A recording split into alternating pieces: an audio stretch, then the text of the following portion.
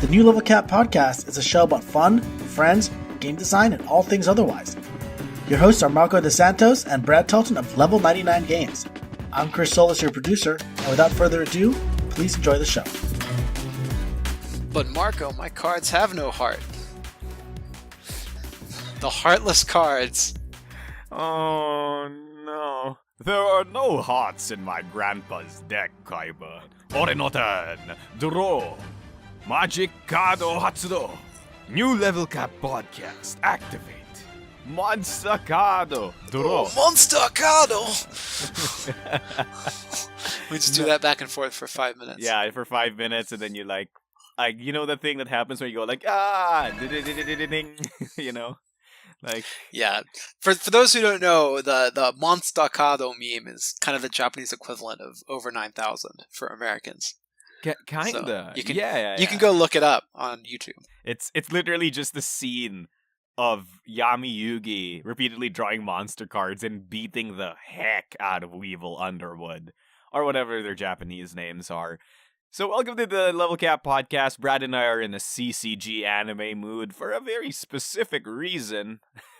Because collusion is here! Brad and I are colluding to bring you this podcast, and we've colluded to bring you Millennium Blades Collusion, Yugi boy! Ho, ho, ho. Marco, my grandpa's deck has no pathetic cards. Yes, but the Heartless in my cards prevents your grandpa's deck from summoning Exaltius, the victorious one. Well, speaking of Heartless and rather and all that, let's get into soul of the and cards. the soul of the deck. Let's talk about today's episode. Today we are going to talk about difficulty in games. And we're going to talk about difficulty kind of through the lens of two different games. One which is very difficult, and one which is generally considered to not be very difficult. Yeah, Brad, I can't but believe both of which are relevant, because I'm playing both of them right now. But Brad, I can't believe we have broken our promise twice. Because not only are we going to be talking about the Forbidden game, we're going to be talking about the other Forbidden game that we've embargoed. So yeah, what I the know. heck? It's like our word means nothing on this podcast, Marco. How could you allow our credibility to lapse like this? I'm sorry, but you're the one who picked this topic. How could you allow our credibility to lapse like this? Oh my gosh. We picked If you hadn't put out all these weird embargoes, there wouldn't be a problem. I see. But you're the one who put the embargo on the first one. I don't remember anything like that. Oh my gosh. All Marco, right. how could you allow our credibility to suffer like this? Well, Brad, it's all to just increase the difficulty of doing this podcast. I see. Yeah. Well, it's on theme. Yeah, so let's start out with some definitions then. Sure. So how would you define difficulty, Marco? Essentially, it's a bit nebulous, right? Because this doesn't just apply to games. Difficulty can really be applied to anything. But in my opinion, when you're talking about difficulty in games, it's usually the amount of time, effort, or skill required in order to accomplish a given task, right? So difficulty isn't necessarily just one thing, right? It's not the number of enemies. Right. It's not various the amount of things time. within the game might have their own difficulties. Some things might be more difficult than other things. Sure. Yeah.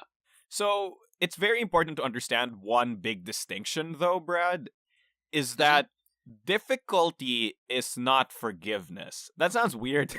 That sounds weird now that I say it out loud. But a game that makes sense. Right? A game can be difficult without being forgiving. And a game can be difficult while also being forgiving. So it's very important to understand, like, forgiving in the sense that, like, just look at the Forbidden game Dark Souls, right? Yeah. So that game is hard, really, really hard, but it's forgiving, right? It doesn't erase right. your As long as you progress. overcome the challenge, you get things back. Like Meat Boy is another great example of this. When Super Meat Boy, like, anything kills you in one hit, but you respawn instantly and you can run the level again, and it's like they don't care how many times you die. There's no game overs, there's no going back to start, etc. Whereas an unforgiving game might be like Super Mario Brothers.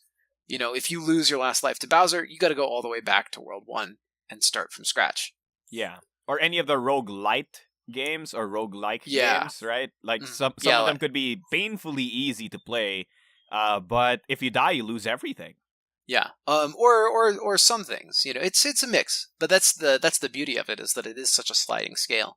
Whether you're playing Wizard of Legend, where you get to keep all your gold, or you're playing Slay the Spire, where you pretty much lose everything except the Card unlocks. the card unlocks you carry over. Yeah. So yeah. So let's talk about our two example games for this episode that we're going to be kind of filtering everything through. All right, Brad. What are the two example games? I want you to broach the Alright. embargo on both of them. So the first one is our quintessential difficult game. We're going to talk about Dark Souls, and we're going to lift that embargo for this episode and talk a lot about Dark Souls. The other game is a game that we've talked about pretty recently, which is Kingdom Hearts. This is what we would say our easy game, if you will. Not necessarily, I wouldn't say necessarily because Kingdom Hearts doesn't require any skill, but to make this a definition, Dark Souls is a game that the developers intend for you to lose, and Kingdom Hearts is a game that the developers intend for you to win when you play it. Would that be a fair assessment? I think that's totally fair, right? And it kind of goes into the message of both of the games, right? Mm-hmm.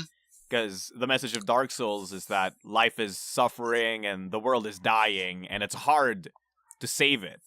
Whereas in Kingdom Hearts is, it's Disney, so the heroes have to save the world. Believe, you can save the day. Yeah. If you believe you can save the day with the power of your heart, friendship, and 6 Soras. So anyway, there's a lot of ways that these games do difficulty, but they all kind of feed back into that central idea, whether the developer wants you to be fighting against the game or sort of riding along with the game. And that's, I think, what difficulty really accomplishes, is it determines the core experience. If the experience is challenge, or if the experience is emotional fulfillment. Yeah, it's more about doing the thing as opposed to succeeding the thing.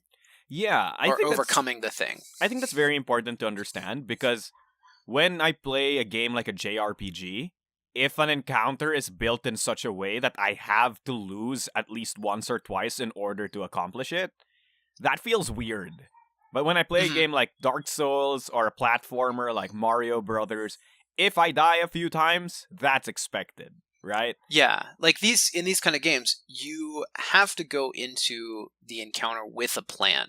And that can be as simple as, having solved the puzzle in advance, or having the right party makeup, or having whatever. But with a game like Dark Souls, or even a lot of the like Fire Emblem type games, you can't just run in and hack your way through to get through the story. You are the heart of the game is in overcoming the challenge with the resources that you have.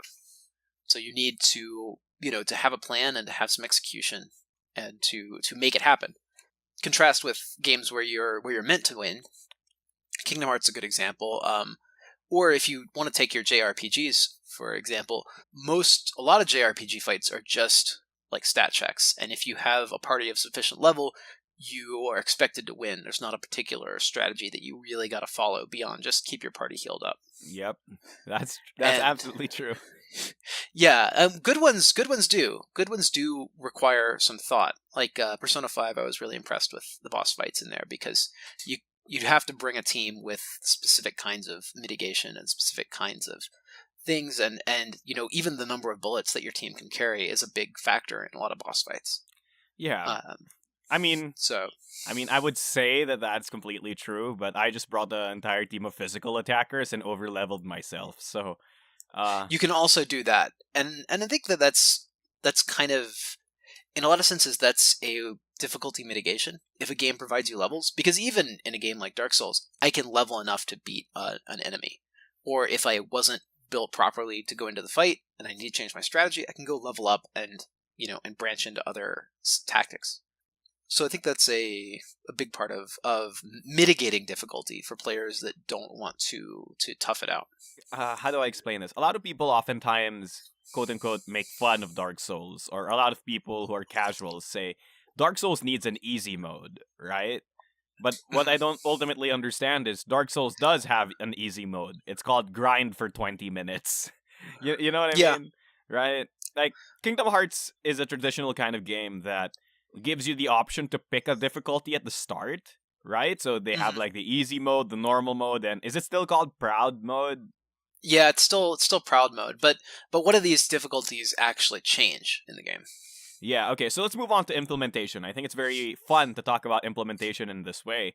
So there's like three kinds of implementation, and in Kingdom Hearts, when it comes to normal, easy, and proud mode, I feel like makes use of this thing called it's okay. Look, I don't come up with cool To branding. coin your own phrase.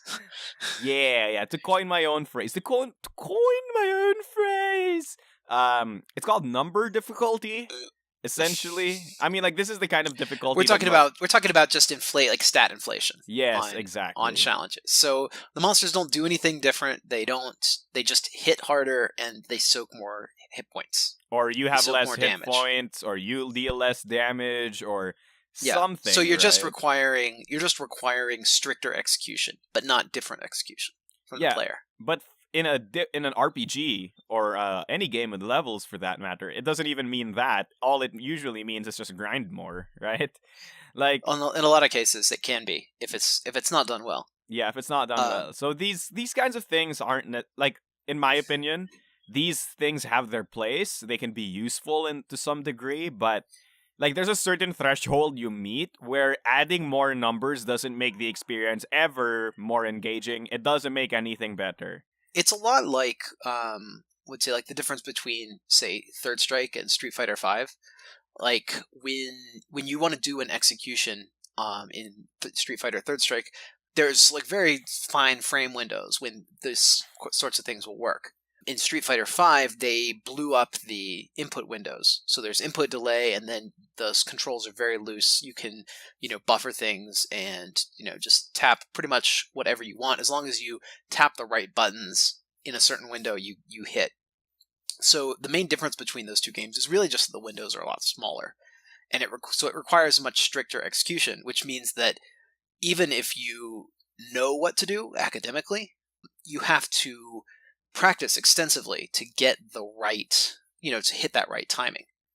Yeah, that's So fair. these games end up being a lot more about proper execution than about like large scale strategic decisions. I guess that's Um, true. It really depends on the kind of game you're playing, though, because at yeah, some point in a JRPG that's turn-based and essentially a stat check, yeah, there's no way to quote unquote properly execute that, right? All it means is you just gotta that's grind true. Yeah, more. All it means I is you mean, just gotta proper grind more. execution is making the right move at the right time to mitigate enemy actions against you. So casting protect right or reflect right before a big spell comes in, or a big physical attack for protect. That That's kind of a thing, that's fair. right? I guess my point here is that number difficulty is a dangerous kind of difficulty because when you Yeah, reach a certain point, the game ceases to be fun for the player to play. Right? Like Mm, yeah. I could see what you mean there, and I think that there's a bit of a dichotomy to it because some players really want to see that high ceiling skill execution and feel good about overcoming that. But I think for the majority of players, the fact that they know what to do is more important than the fact that they actually do it. yeah. So, if I go into a boss fight and I know to roll right and I do that, I don't care really if I hit, 5 frames early or 5 frames late.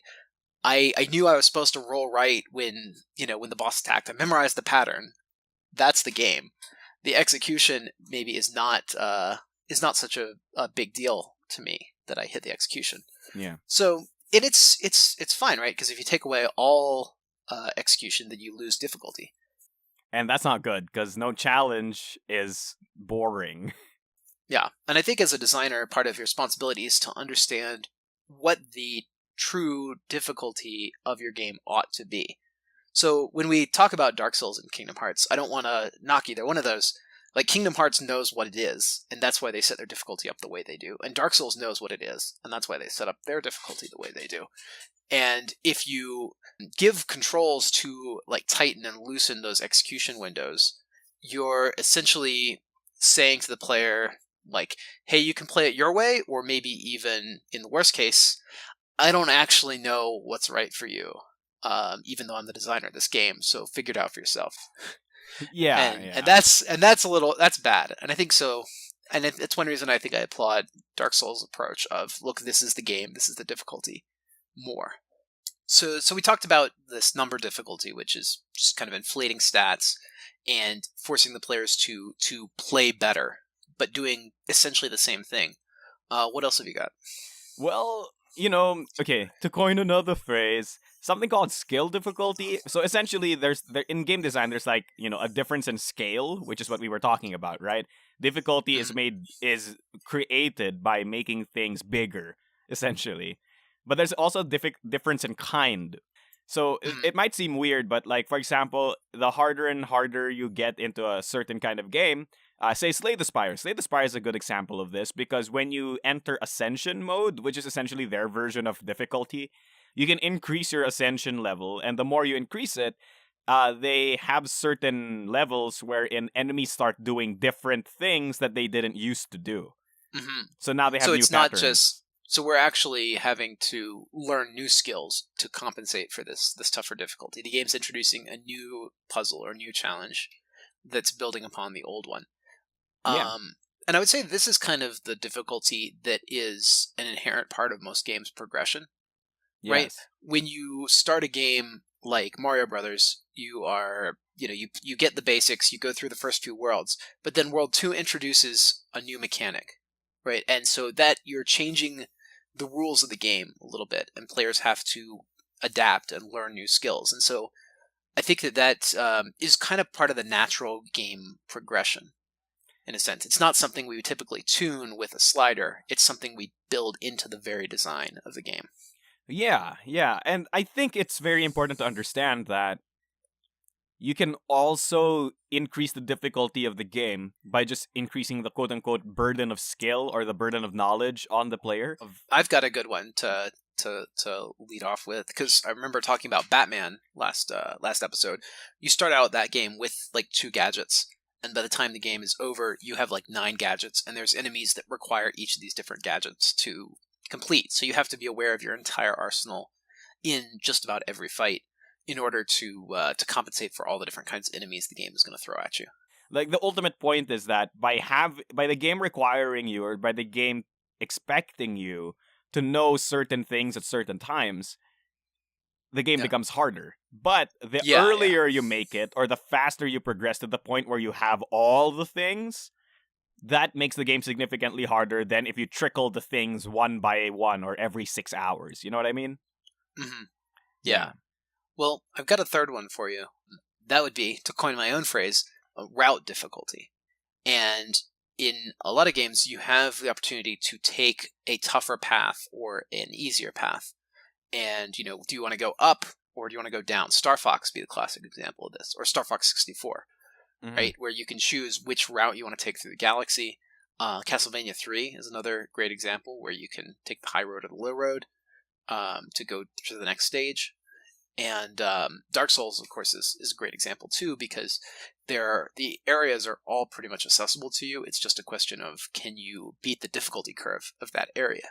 Yeah. And so letting the players choose to take these alternate routes or to try different builds or to, play the game in a different way that'll increase difficulty manually in their own way.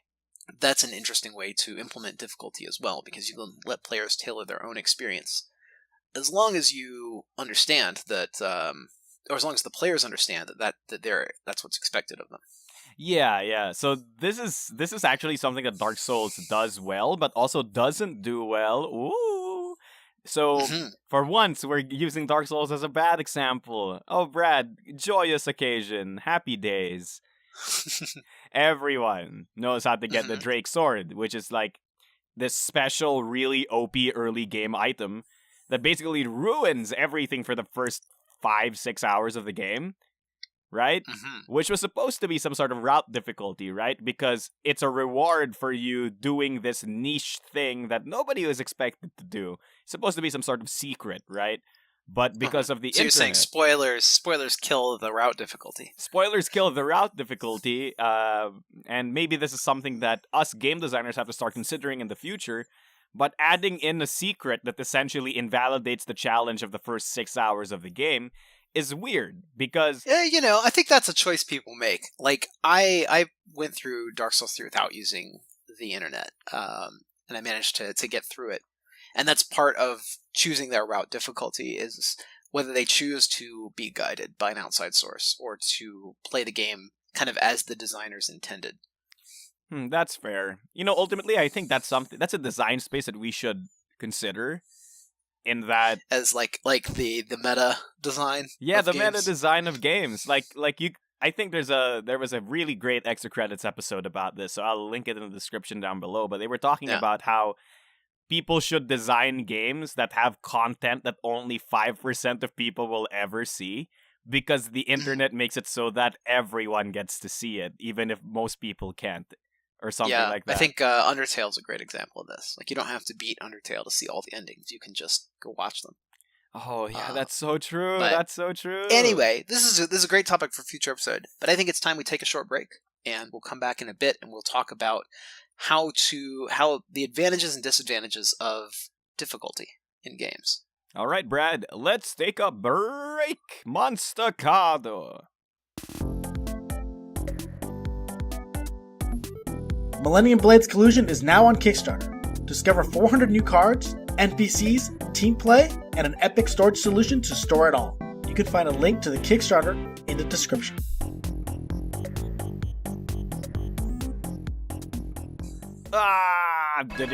Ding. It's kind of weird that I hit myself with the monster card draw, but whatever. Welcome back from the break. That was a really long anime power-up scene about Millennium Blades Collusion or some other thing. So don't worry about it at all. Welcome back. We're here to talk about difficulty. And honestly, Brad, difficulty of life is that it's so hard. It's tough. It's tough to put up with your shenanigans in these podcast episodes. Let me tell you, that's the main difficulty in my life. I see. Is it number difficulty, skill difficulty, or route difficulty? It must be route difficulty because I keep choosing to appear on these episodes. That's true. That's true. So that's really your fault. You bought into this. Yeah, indeed. Well, let's talk about the advantages and disadvantages of controlling difficulty. I mean, difficulty is a thing that's going to be in your game. So there's not really an advantage or disadvantage to any particular difficulty. But what we can talk about is what you can gain by actively controlling and managing difficulty in your game and tuning that, and what you could stand to lose if you don't correctly manage difficulty in a game design. Yes. To make it very clear, when we say controlling difficulty, we mean on the designer end, not on the player end. Yeah, and but one of the design choices you could make is to give the player some control, like setting a difficulty mode. Yes, of course. I'm not, but yeah, just making it very clear that we're not talking about player side here. We're talking about designer side.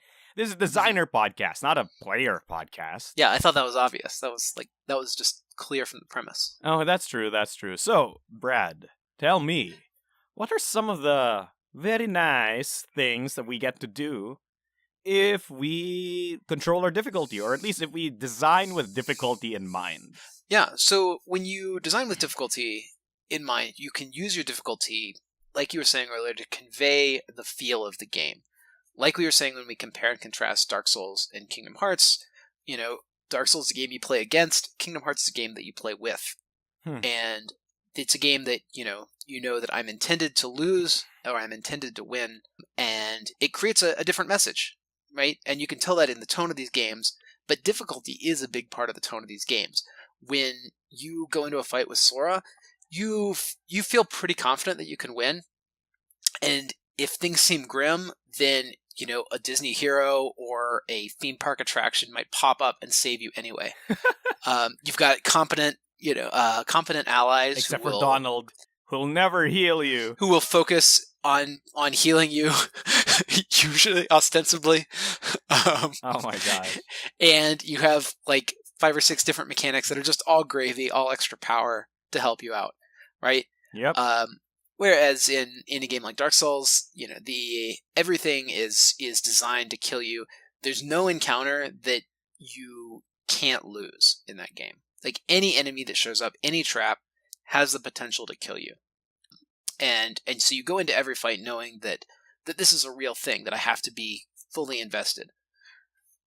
Anyway, so as far as advantages and disadvantages, what that can mean is that you can structure a game more for a casual or a hardcore audience. You can kind of let players know from the difficulty who is intended to play this game. Yes. You can, and especially for players that love that high skill ceiling execution challenge, those players tend to truly fall in love with the game and gravitate to it really heavily. Some of my favorite times with games have been games like Meat Boy and Celeste, games that really require a lot of difficulty, or a lot of execution, a lot of skill to get right. Yeah. I mean, ultimately, it's also about the world, right? That you're trying to represent and the kind of experience you're trying to give. I think it depends. You could start with the difficulty and the gameplay, or you could start with the world and use the difficulty to bring to life some truth about that world. I think it works both ways, right? And that's what's so great about this specific thing in design is that you could totally just do it afterwards, or you could totally do it while designing, and it's so good at how you can modify it at different points in time to convey different things. And ultimately, I feel like it's important to understand that challenge and difficulty is part of any game, but games can be designed around the catharsis of the difficulty, or at least overcoming said difficulty, right? Yeah. I mean, that's Dark Souls in a nutshell, right? I think a big part of the premise of this is that you say, like, well, what if I make this super hard game that everybody's going to die at, but the player is undead and they can return to life endlessly, and they will have seen these extremely hard challenges 3 or 4 or 5 times already. And so then we can allow the game to have a much higher skill ceiling because our mechanics and our storyline all are built around this kind of core idea that you've been here before and you're kind of reliving this challenge. Oh my gosh, I just realized something. Mm-hmm. You know those stories and those anime and those manga where like the premise is that the main character is this like 30-year-old, 50-year-old grizzled veteran who knows a lot but made a lot of mistakes when he was young, and then everything ends in shambles and tragedy because he wasn't strong or wise or brave enough. And then when he dies, he wakes up as a teenager again and realizes he has a second chance at everything. That's Dark Souls. Is that a genre? Yes, that's a specific genre. That sounds like a very specific instance. Yes, but it's a genre. There's at least I can name at least 7 comics or 7 manga that are literally this story. Okay, you're the guru here. I'm the anime guru. But like, yeah, that's essentially the fantasy that Dark Souls is, right? You always come back to every encounter more with all wise. The knowledge and power that I've accumulated. Now can I overcome this challenge? Oh my gosh, that's so good. We should make an entire game that's like that. That'd be interesting. Well, that game is Dark Souls, so you don't have to make it. You just go play it. All right. I hate Dark Souls so much, eating up my ideas. Yeah. So Brad, that's how good it can be. That's the great case. That's what happens when designers are nice. But take a look at the other side, right? When you look at a game like Kingdom Hearts, right? This is a game that is really all about the spectacle. It's all about the cinematics and doing the cool thing, going to the cool place. It feels like a theme park where I'm running through these attractions, right? Yeah. And I don't want to encounter the same attraction over and over and over again, right? I want to have this crazy fight with the Titans and then defeat them all and then move on to the next thing. I don't want to have to fight the Titans like 5 or 6 times and watch all the cutscenes and fly through the tornado over and over and over again. That's not interesting. That's right? fair. Because these fights are more cinematic, and you can kind of see that, like the first fight in Kingdom Hearts 3, the Titan fight. That fight takes like 20 minutes to finish, maybe even more. Whereas in a game like Dark Souls, you walk into the boss room, the fight's going to be over in a minute and a half, tops. Either right? Because you die or they die. Yeah, the fights are quick and lethal. And I think that speaks a lot, that the difficulty of that a fight is either going to end or be ended quickly by the boss, or it's going to take a while, but you're almost certainly going to win in the end. That's important. If the Kingdom Hearts fights were really difficult and they took 20 minutes, that would not be good design. Welcome to proud mode, I guess. Yeah, I feel like that's what proud mode is. I mean, that literally is what it is, right? Sora can't get HP, like he basically dies in 2 hits every time, and every boss fight is still the same length. Yeah. So I think that it allows you picking the right difficulty for the style of game you're creating is important. Or nothing's worse than a JRPG with impossible boss fights that take 30 minutes. Yeah, like what is it, I feel like some of the Shin Megami Tensei games, the older ones, were a lot like this, where you die and then you go back to the last save point. That's really an artifact of 90s game design when we didn't know any better. But people are not playing these games for the challenge, and in a game where enemies, especially like the SMT series, where the wrong mix of enemies can show up and just annihilate your party in one round without response, it's kind of poor design to force a player to go all the way back to their last save, which might be an hour away. Games were built with the idea that you were a kid and you had 150 hours of free time to play them, right? Okay, that's fair. Our modern games don't come with that assumption. Yeah, because games are for adults like you and me, Brad. I think that as we grow up, we demand a better, a tighter control on difficulty, something that integrates with our lifestyle. And I know that people who don't have a lot of free time, they don't want to play a game like Dark Souls that's going to take a lot of time and keep setting them back. They want to play things where they can see consistent progress and they know they're getting towards the end of the game. Yeah. That's why JRPGs are so nice to play. Despite the fact that they take 40 hours, it never feels like you lose anything. Yeah. When a JRPG is a good example game that is about the story. And so what you find is that the JRPGs that generally have lower difficulty or cleaner, like better design difficulty, that tends to be a big factor. And that's why Persona 5 is so much more playable than Persona 3. Because you don't have to grind in that game. You can play it straight through, and the difficulty curve is nice and clean, and it scales with your party in a way that it just doesn't in some of the older SMTs and Persona games. Hey, Brad, let's talk about this. What happens when you poorly manage your difficulty? Well, I think we really just said it, right? Like, you waste everybody's time, or you create an experience that is dissonant, right? Like a long boss fight where you can die in a few hits. That's not a good experience for players because they have to, sustain execution of skill for a long time, just to reach the next portion of the game. So yeah, you can create a poor experience, a poor player experience when you don't manage difficulty. Yeah, I think one important thing is that when you don't manage, like, it's not even just difficulty of the game itself, right? But just the difficulty of how you play the game.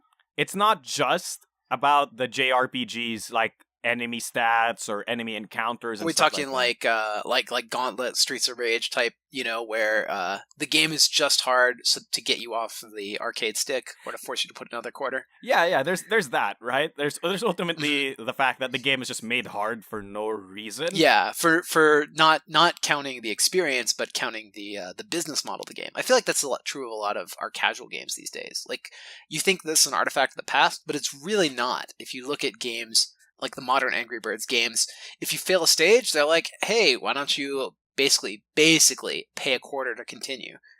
Are you serious? It's you get these like in-game gems or gold feathers or whatever, and they let you get an extra bird in a stage. And so if you run out of those, you have to buy more with real money. Wow. So it's kind of like they give you $1.50 to go to the arcade and play, but if you run out, you have to go and you have to get your own dollar next time. Yeah, okay. And so it's possible to beat the game without that, but not practically. It's not practically possible to beat the new Angry Birds without spending some money on it. Let's talk about Diablo, or at least Diablo when Blizzard first released it, Diablo 3, I mean, where everything was made more difficult just to force more money out of players' pockets, right? To make them go to the real money auction house. Like the difficulty being created to force people into the economy system. Yeah, which is not good, right? Because that's predatory on your players, and that doesn't give them a good experience. It doesn't feel good if your game is not integrated with the economy. Like, let me give you an example, right? Like with Magic the Gathering, I know that I'm gonna have to buy more cards, and so I'm okay with that, right? But when a game says that it's going to be like, when a game asks me to buy the complete game, and then says, oh, you also got to buy more cards, or that's kind of what happened to Artifact. You bought the game, and then it's like, oh, by the way, you've got to buy more cards to stay competitive. because the game is not going to give you more cards free to play. Oh It's my not God. it feels like it's an incomplete experience, or that the economy is disjointed somehow from the game. That's fair. That's fair. Right. I But- remember somebody saying something along the lines of like, if Artifact ever became successful, everything they know about game design would be wrong. Yeah, but we're getting into a totally different topic, and it's a great topic for our next episode. So why don't we talk about game economies Ooh. and metagame economies next time on the Level Cap podcast? You know what? Comment section, tell us if you'd love to hear that. Okay, so one more thing about difficulty, Brad, and I feel like this is a very important thing, is that if your game is a game that's meant to be hard and designed around being hard, you're essentially limiting your audience by giving a huge barrier to entry to just even play or progress through your game. And Yeah, you're creating a game that is going to be, it's going to be really loved by a few people, or by a good number of people, but a certain kind of person. yeah, That difficulty tells you who the player base is, and you may exclude other players by your difficulty. I don't know that this is a negative per se, because any game that nobody hates, nobody's going to love either. that's fair.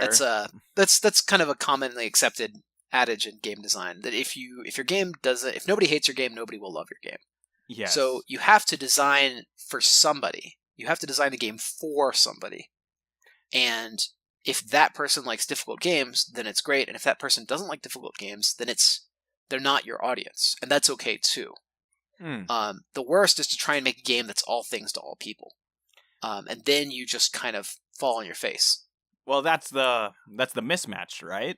So like that's Yeah. what we were talking about earlier, that if you adjust the difficulty wrong for the wrong kind of game, then you made a game for someone but also created a barrier of entry specifically aimed at that same kind of person. So you've Yeah. shot yourself in the foot And at this that point. all goes back to episode 1 in purpose and design, right? We're designing a specific thing for a specific kind of person, and difficulty is part of that equation. And you can't ignore that. You have to design the difficulty of the game with that person in mind as well. Yeah. Brad, how about I design the difficulty of this podcast by keeping in mind that we should have probably ended at around this time? Because we're reaching time. Sounds good to me. Great. We're reaching time, and I feel like it's very nice to end this episode of the Level Cap podcast. Thank you all so much for listening to us ramble about game design, Dark Souls, the Forbidden Game, and Kingdom Hearts, the other Forbidden Game. As usual, that has been me, your host, Marco DeSantos, also known as Batman Mechanic Critic. And me, your other host, Brad Talton, also known as D. Brad Talton. Is it like V Junior. or D? D. It's a D. It's for David. I'm not a doctor. Not a doctor. Shh. Not a doctor. All right. Thank you so much for listening. If you liked anything about this podcast, please give us a like. Please subscribe to the podcast and give us a comment and tell us what you want us to talk about next week, or just give us your thoughts on this specific topic. How is difficulty in games for you? Do you like challenging games? Do you like easy games that let you just press one button and progress through the story? Please tell us in the comment section down below, and share this with a friend, or if you hate it, share it with a frenemy. Brad, take us out. All right. It's been great, Marco. And to all of you at home, hope you have a great week. And as always, happy gaming. Happy designing! Thank you, World of Indians. Thank you, and good night. And good night. The new Level Cap podcast is produced by Level 99 Games. Join us next Wednesday for more design talk and shenanigans. Thank you for listening.